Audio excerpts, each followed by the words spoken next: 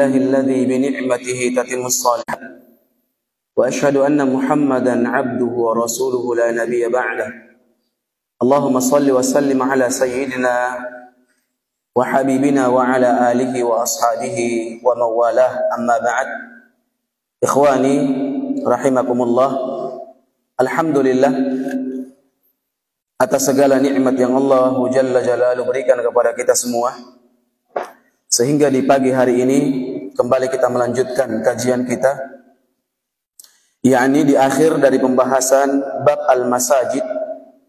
Dan ada hal yang perlu saya tambahkan pada poin ini, yakni pembahasan kita di mana Nabi SAW sangat menganjurkan kepada kita untuk menghormati rumah-rumah Allah Subhanahu wa taala, yakni dengan melaksanakan salat tahiyatul masjid.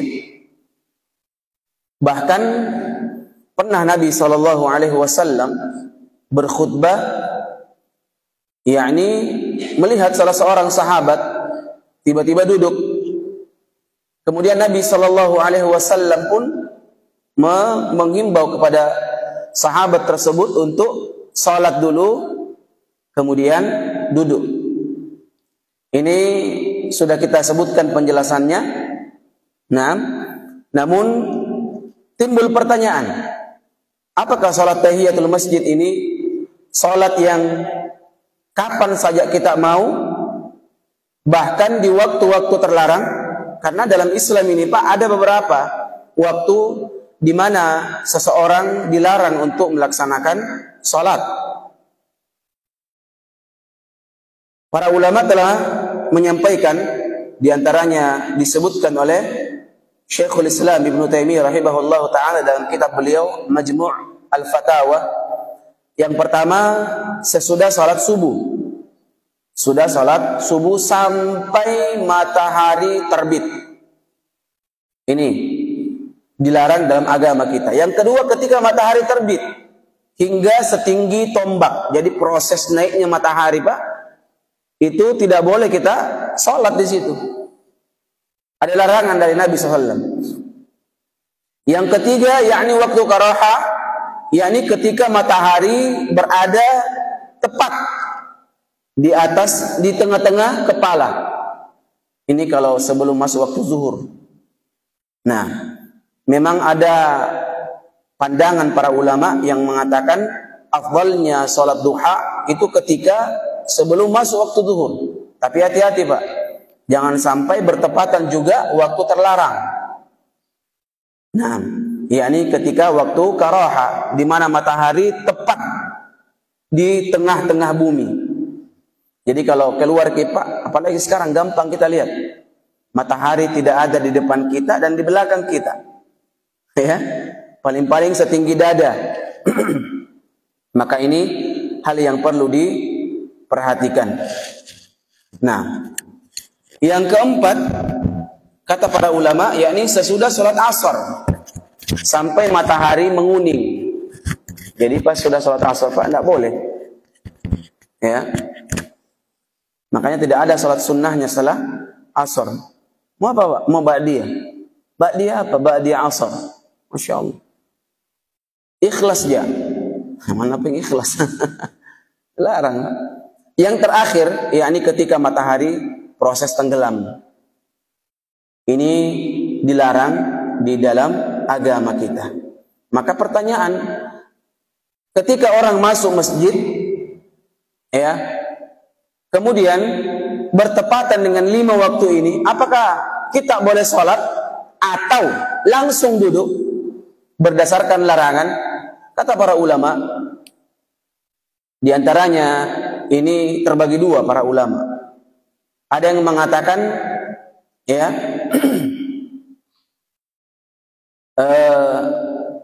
boleh sholat sunnah tahiyatul masjid, tetap berlaku. Apa dalilnya? Dalilnya jelas, yang kita sebutkan di waktu pertemuan kemarin.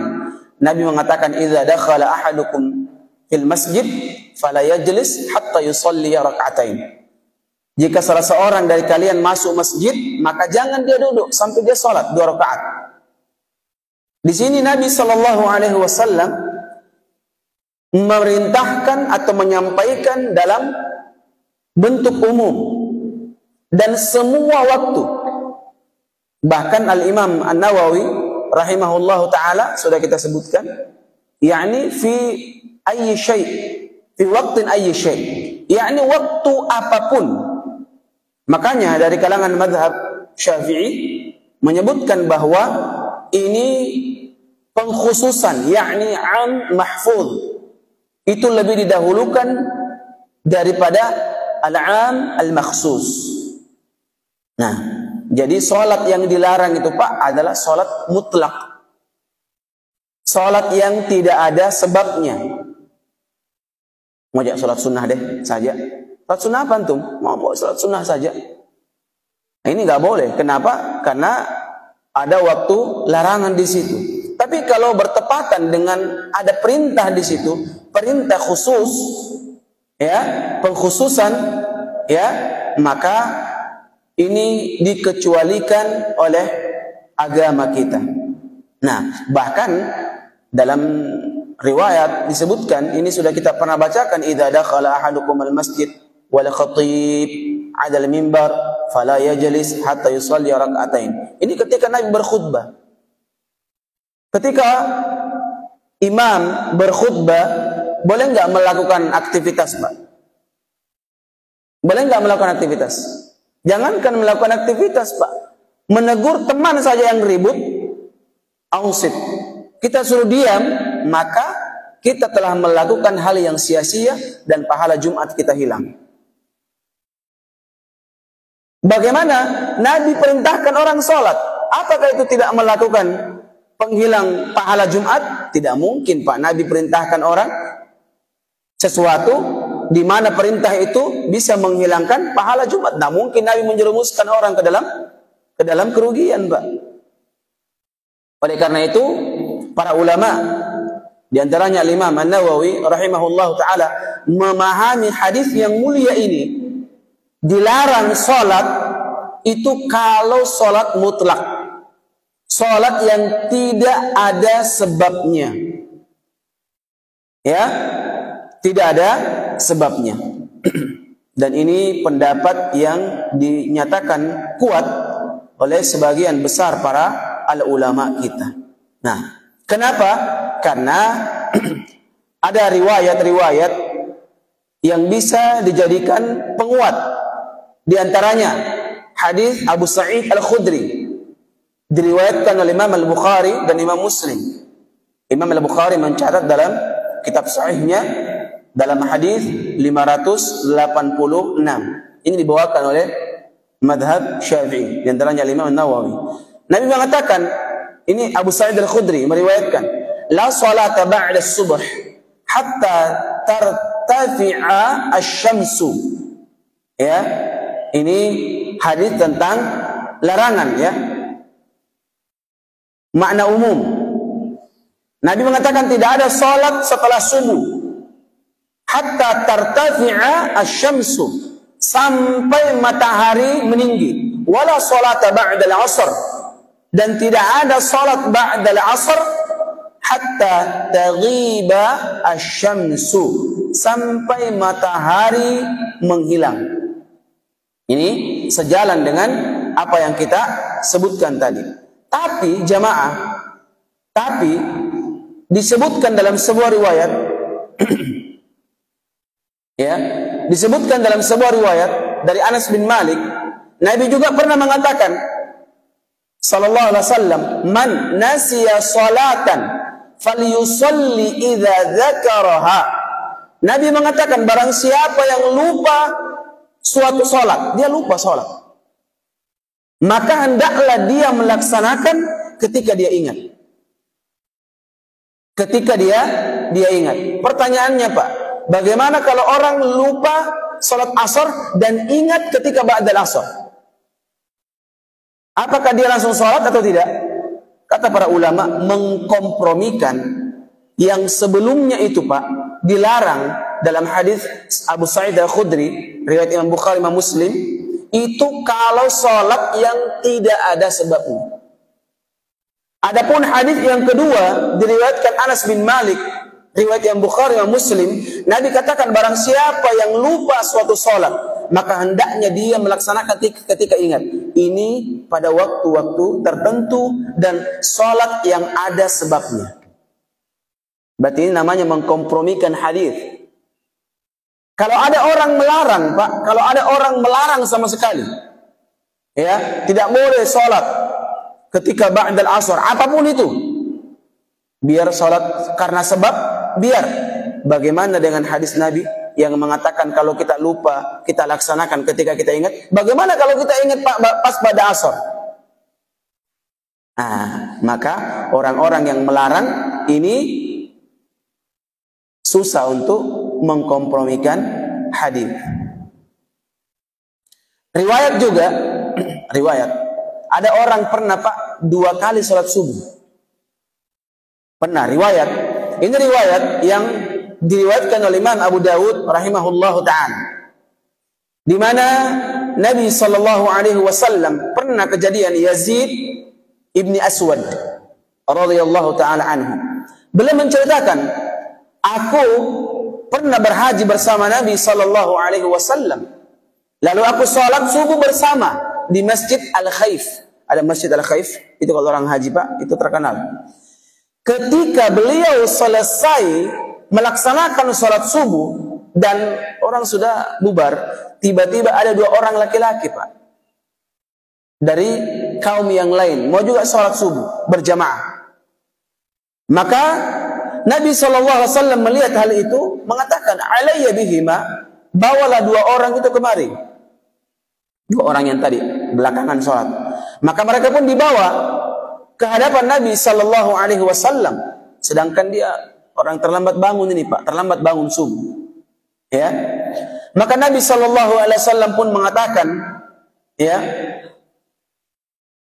mengatakan kepada kedua orang itu, ma mana'ukuma la tusalliya ma'ana, apa yang menghalangi kalian sehingga tidak salat bersama kami tadi? Jadi ada 2 orang belakangan. Maka mereka pun berkata, ya Rasulullah, kami sudah salat di tempat kami. Artinya dia sudah salat, 2 orang ini. Dan dia menuju Nabi SAW atau ingin menceritakan sesuatu, bertanya sesuatu, dan cuma mau bertemu dengan Nabi SAW. Maka Nabi menyampaikan hadisnya, fala taf'ala, jangan kalian lakukan itu. Idza shallaituma fi rihalikuma thumma ataituma masjid jama'ah fasalliya ma'ahum. Nabi mengatakan SAW, jika kalian telah melaksanakan salat di tempat kalian, lalu kalian datang ke masjid yang melaksanakan salat berjamaah, maka salatlah bersama mereka. Fa innaha lakuma nafilah, karena hal itu akan menjadi pahala sunnah tambahan bagi kalian berdua. Gimana, Pak? Yang tadi hadisnya melarang salat ba'da subuh, yang ini Nabi justru menganjurkan salat. Nah, dan ini bukan cuma satu hadis, ya. Di antaranya juga pernah sahabat yang mau salat selesai tawaf, salat tawaf namanya. Jadi kalau orang tawaf di Ka'bah, Pak, baik dia umroh ataupun haji, maka disunnahkan salat 2 rakaat setelahnya. Salat 2 rakaat setelah tawaf. Pernah dilakukan oleh Jubair ibn Mut'im. Jubair ibn Mut'im radhiyallahu taala anhu. Ini bapak pembesar Mekah, ya, Jubair ibn Mut'im. Nabi SAW mengatakan, ya Bani Abdi Manaf, wahai Bani Abdi Manaf, la tamna'u ahadan tawafa bihadzal bait wa shalla ayyata sa'ah sya'a minal lail aw nahar.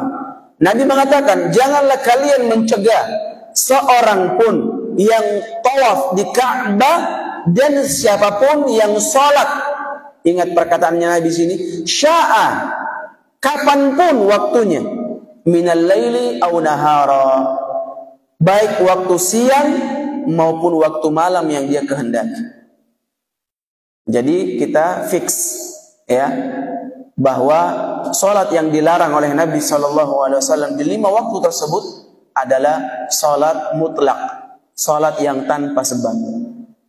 Ya, karena kalau kita masuk masjid Pak, waktu apapun maka disyariatkan kita untuk salat. Sekalipun khatib sedang berkhutbah. Padahal mendengarkan khutbah Pak itu hal yang wajib. Nah, ini juga sama dengan orang masuk Pak. Pas orang azan Jumat. Ada orang masuk, banyak yang dia lakukan. Orang masuk menunggu azan selesai. Ya kan? Ini kan tujuannya Pak. Jadi orang masuk pas azan. Hayya 'alas shalah. Orang masuk mimbar, khatib di mimbar waktu Jumat. Apa yang orang lakukan Pak? Menunggu dulu kan? Kebanyakannya orang menunggu Pak. Tapi para ulama menfatwakan kalau masuk Pak pada waktu Jumat, kemudian azan berkumandang, maka yang dilakukan langsung sholat Pak. Kenapa? Karena menjawab azan itu tidak lebih penting daripada mendengarkan khutbah. Betul tidak Pak? Dia tujuannya apa Pak? Orang tidak sholat, menunggu azan selesai. Itu wajib atau sunnah Pak? Sunnah hukumnya. Menjawab azan sunnah Pak. Mendengarkan khutbah hukumnya apa? Wajib. Salah satu rangkaian Jumat. Salah satu rangkaian Jumat. Makanya para ulama juga menyebutkan, ini ada pendapat walaupun tidak dasar dalil, bahwa salat Jumat itu cuma 2 rakaat. Tapi yang 2 rakaatnya di mana? Yang 2 rakaatnya yakni 2 khutbah. 2 khutbah Jumat. Maka menjadilah 4, terdiri dari 4 rangkaian, yakni sholat zuhur 4 rakaat. Makanya kalau masuk kita pas azan, jangan kita tunggu sampai selesai azan, langsung kita sholat 2 rakaat, duduk. Agar apa? Agar bisa kita dengar khutbah. Ini kalau saya khutbah Pak, saya sering sampaikan ini, sampaikan di masjid. Sebelum saya berkhutbah, tapi Bapak-bapak kalau masuk di masjid, jangan kita tunggu azan selesai. Karena khutbah lebih penting Pak. Bagus nih kalau bukannya di depannya imam kah berdiri. Kalau dalam kantor mimpin imam, 3 orang di situ berjijir, tinggi semua. Ayo. Pas mulai berkhutbah, dipagar gitu Pak. Kayak orang mau main bola. Dipagar. Innal hamdalillah. Jadi imam itu berkhutbah, nahmaduhu wa nasta'inuhu, tinggi semua 3 orang depan. Balas si imam. Ya, maka ini yang difatwakan. Salah satu diantaranya fatwa Syekh Shalih Al Fauzan hafizahullahu ta'ala. Jadi sudah clear ya pembahasan tentang salat tahiyatul masjid yang disebutkan, disampaikan oleh para ulama. Semoga Allah memberikan taufik kepada kita semua. Di pekan depan kita sudah masuk bab sifat salat Nabi sallallahu alaihi wa ala alihi wasallam. Semoga ini bermanfaat. Subhanakallahumma wa bihamdik, asyhadu an la ilaha illa anta astaghfiruka wa atubu ilaik. Assalamualaikum warahmatullahi wabarakatuh.